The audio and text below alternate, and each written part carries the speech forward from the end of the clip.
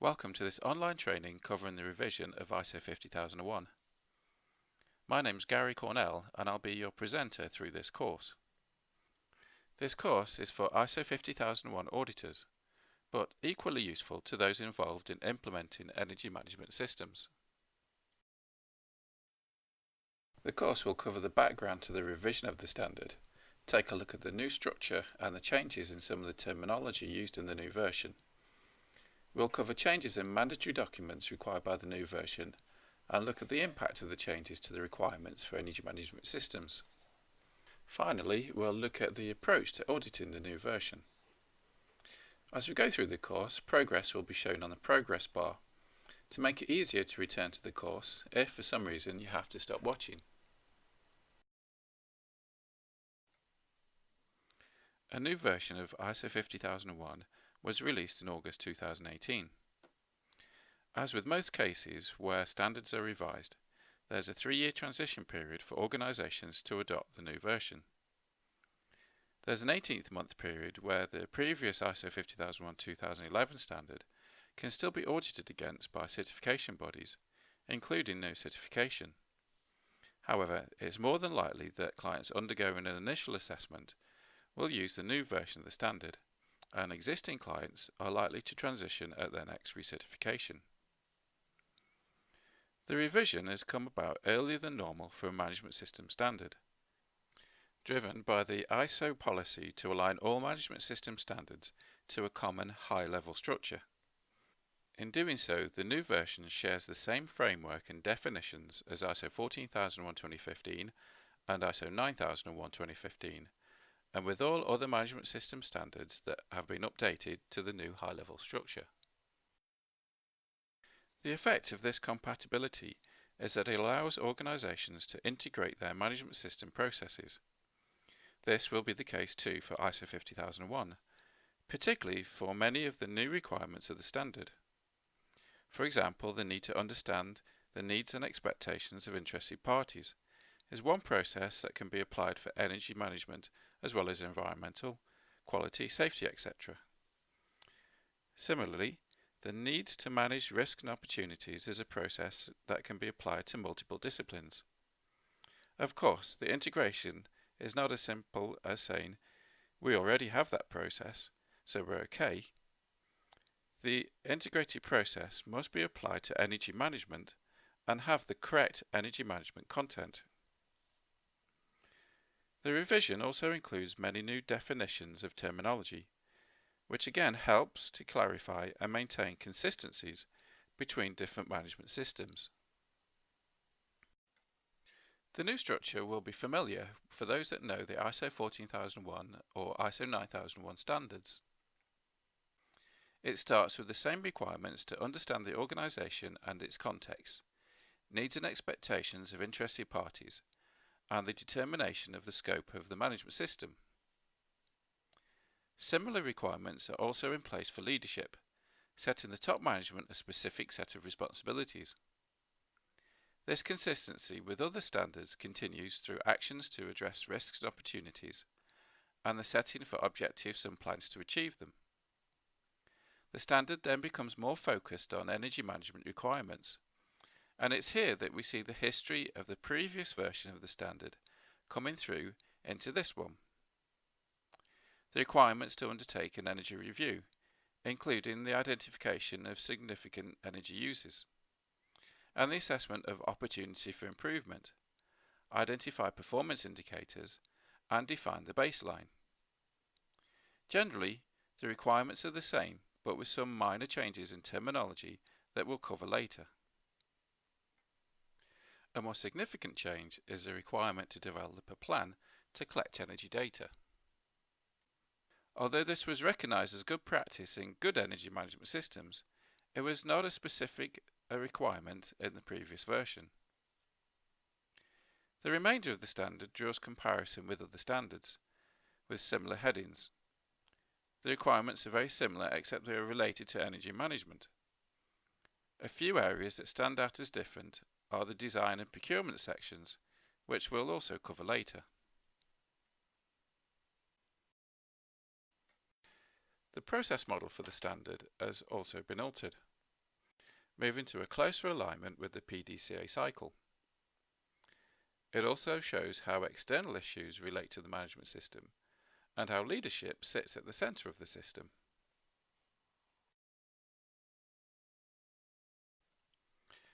Looking at the new terminology used in the standard, you can see with these examples some of the new definitions are simply included in the new version to provide clarity and compatibility with other standards. This is the same definition as you'll find in ISO 14001. What the new version of the standard does is use a generic term, for example policy, but then include energy management specific terminology such as energy policy, which is nearly the same definition as in the previous version. Similarly, with this set of terms, they provide clarity and compatibility. Outsource, measurement, performance, and effectiveness are general terms that are simply given a definition in the new version of the standard. Here we see changes to the terminology that we are more familiar with. So energy performance indicator is the same, but the new term energy performance indicator value, or EMPI value, is used to describe the quantification of the EMPI, or, in other words, the actual measured value. Energy performance improvement is also better defined, showing that performance is in energy efficiency or energy consumption compared to the baseline. Again, this makes it easy to interpret the standard and clarifies what's required. 3 new terms are introduced. Static factor is anything that influences energy performance but doesn't frequently change. For example, the number of lights in a building or the size of the building. Relevant variables are more familiar, being the same as the term variables that we use already. They're distinguishable from static factors in that they will change, for example the outside temperature or production levels. Normalization is also added as a new term. Although it's already used extensively in energy management systems, the definition provides clarity in its use and specifically requires that normalization is carried out to measure efficiency. Risk is a new term and a new requirement to the standard.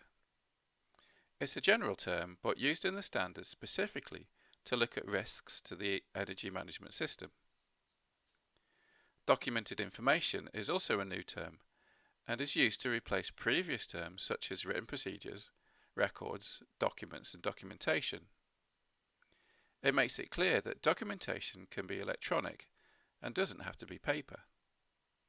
The one set of document control requirements now applies to all documented information. Here, a diagram from the annex of the standard shows the concept of the EMPI.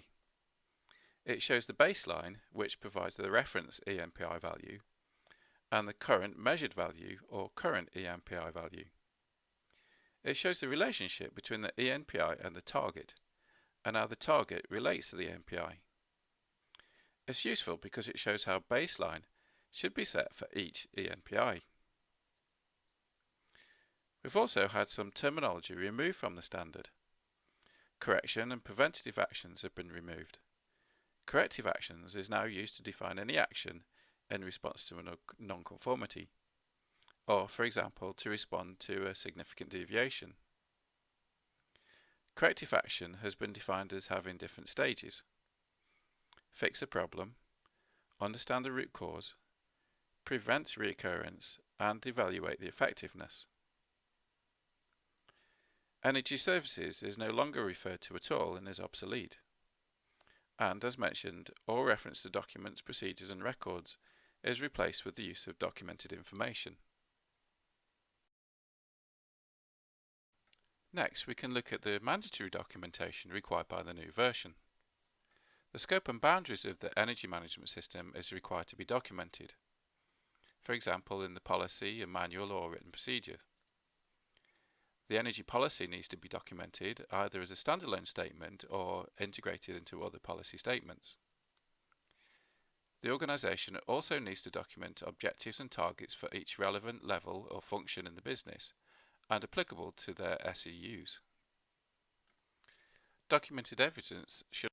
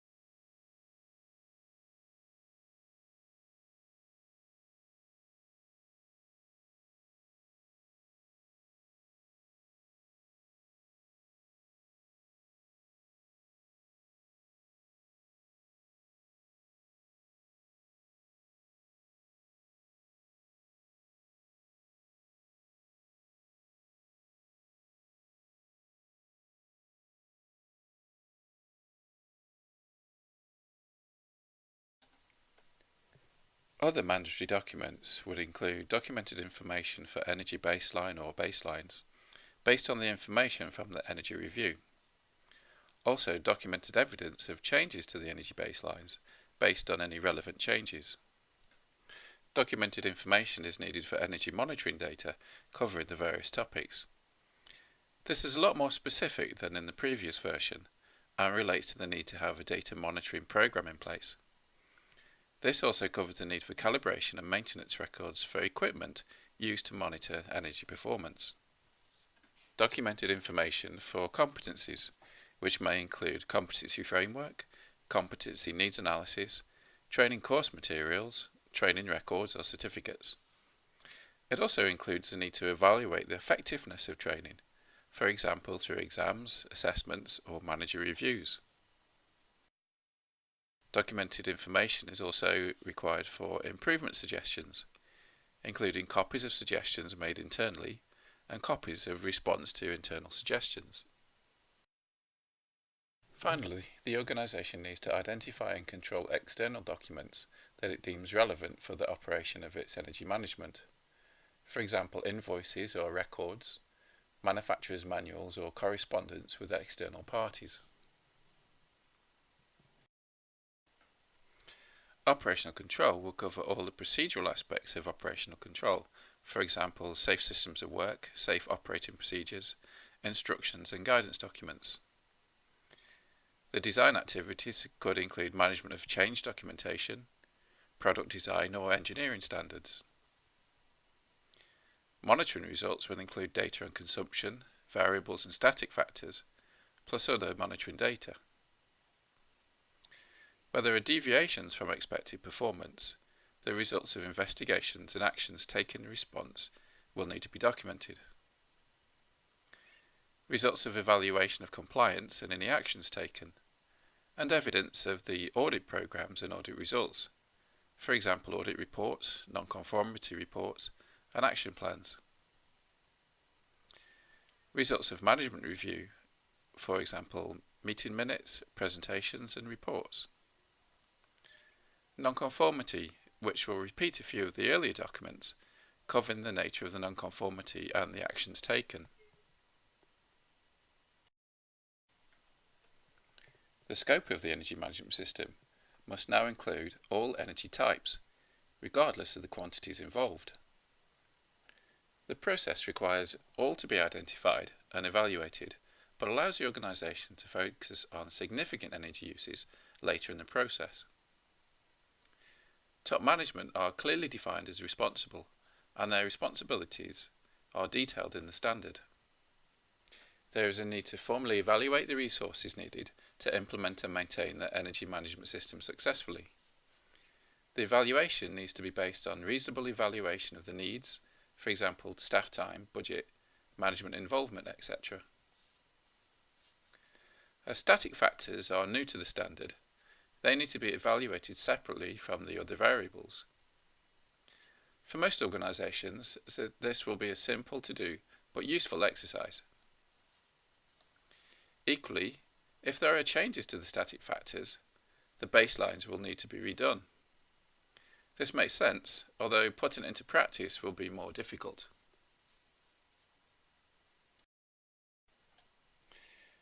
There's greater emphasis on the planning of energy data, and more emphasis on how this is specified. For example, what data, how, who, where, when, etc. So expect plans to be more detailed than previous. As too, there is more detail on data keeping, with more definition about what data specifically has to be kept. An area which is given more focus is the design of facilities, equipment, products and services. This is not to the extent of expecting full life cycle analysis of energy for products, but to require the identification of energy consideration into designs. At the very least, the question should be asked of how energy performance was included into the design of these different areas. Another area of greater focus is on procurement, requiring the organisation to think of the impact that purchases might have on their energy performance. This isn't to go as far as asking for the embedded energy of purchased products to be assessed, rather just how their procurement might impact on the organisation's own energy performance. There's a greater emphasis on evaluating performance against a baseline through monitoring and measurement. Although some good organisations might have been doing this well in the past, it's now a more detailed requirement for all organisations. Finally, communications are also given more focus, both internal and external. Ideally, this would be through a structured communications plan to show how all the requirements of communications are fulfilled. There's also a requirement to now ensure that external data is accurate, which will likely require some form of data verification before data is released. This diagram from the standard is helpful to show how the revision has added a new level of strategic action, sitting above the tactical focus of the previous version. Much of the requirements which sat as tactical actions remain predominantly the same: identification of SEUs, energy review, identification of opportunities for improvement, and defining the baseline. These previous requirements on the whole remain the same, but in many cases are made more specific and detailed.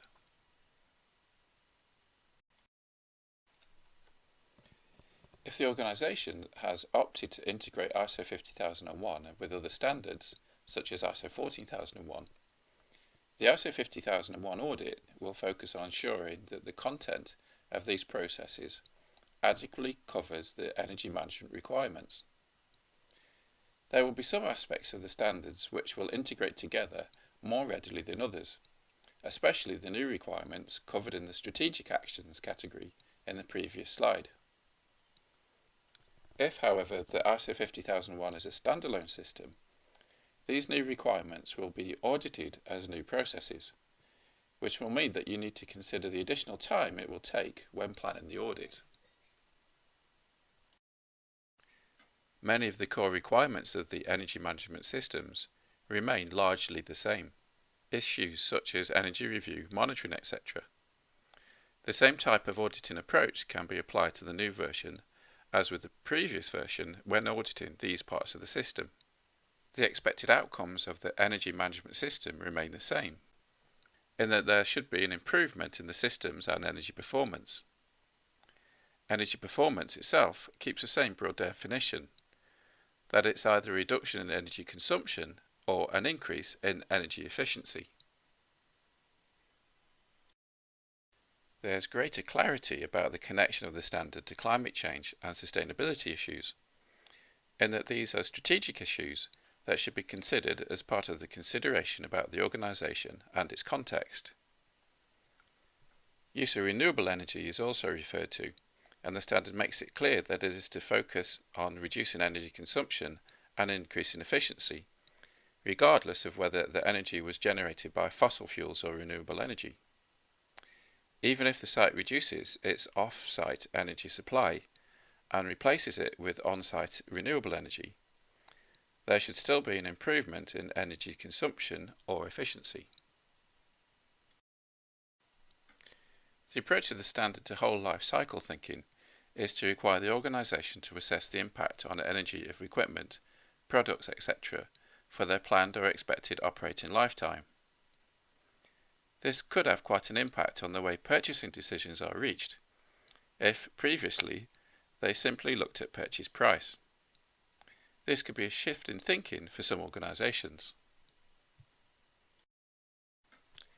You can also download further support documents from the links below or by contacting Duckens Mundi.